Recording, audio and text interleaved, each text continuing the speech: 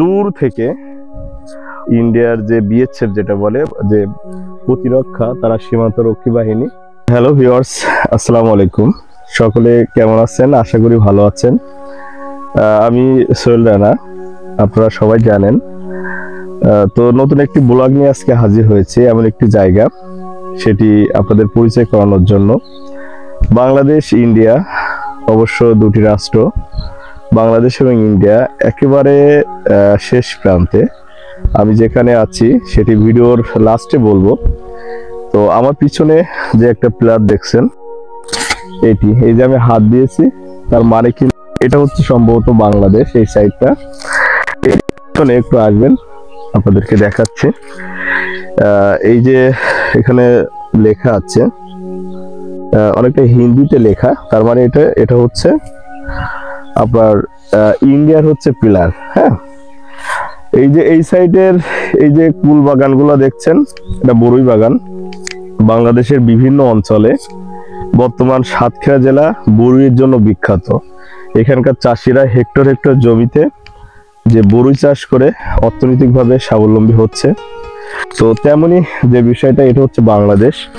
আমি এখনো বাংলাদেশের এখানে দাঁড়িয়ে আছি। এখন যদি আপনাদেরকে একটু এপাশে যাই, তার মানে আমি অলরেডি ইন্ডিয়ার ভিতরে চলে এসেছি। এটা কিন্তু ইন্ডিয়ার জমি।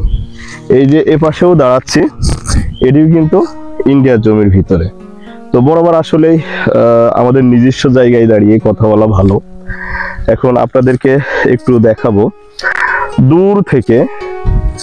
ওই যে আমি একটু দূরে দেখানোর চেষ্টা করছি, ওটি হচ্ছে বাংলাদেশের যেমন বিজিবি, এবং ইন্ডিয়াতে হচ্ছে একটু জুম করার চেষ্টা করবা, যে ওটি হচ্ছে ইন্ডিয়ার যে বিএসএফ যেটা বলে যে প্রতিরক্ষা তারা সীমান্ত রক্ষী বাহিনী, বিএসএফ।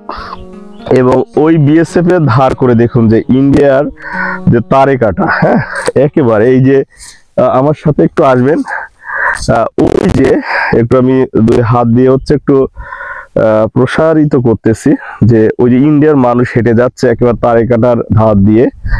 এবং এটি হচ্ছে কিন্তু বাংলাদেশ এবং ইন্ডিয়ার একটা হচ্ছে যে সীমানা, এই সীমানা অতিক্রম যেন করতে না পারে সেরকম একটা বিষয়। ওই যে দেখুন যে বিএসএফ ওখান থেকে নেমে এখন সম্ভবত ক্যাম্পের দিকে চলে যাচ্ছে।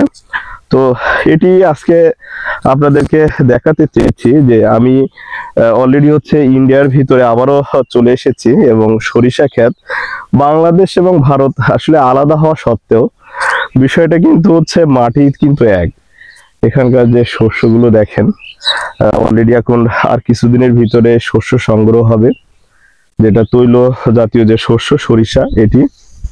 তো আমরা যে বিষয়টা হচ্ছে উপস্থাপন আজকে করেছি, যে বাংলাদেশ এবং ইন্ডিয়ার একেবারে যে শেষ প্রান্ত, এটি বাংলাদেশের হচ্ছে সাতক্ষীরা জেলার কলারোয়া উপজেলা। আমি আবারও বলছি আপনাদেরকে, আপনারা যদি কেউ ব্লগ ভিডিও বা রিলস ভিডিও করতে আসতে চান, এই জায়গাটির নাম আমি বলে দিচ্ছি, সাতক্ষীরা জেলার কলারোয়া উপজেলার এটি চন্দনপুর ইউনিয়ন হিজলতি গ্রাম।